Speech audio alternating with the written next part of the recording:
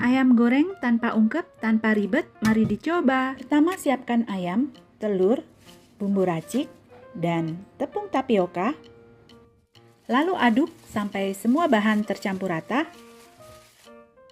Panaskan minyak yang banyak, goreng ayam sampai matang luar dalam. Gorengnya pakai api kecil biar nggak cepet gosong. Jangan lupa dibolak-balik, lalu angkat dan tiriskan. Setelah itu siap disajikan dengan sambal favorit kalian.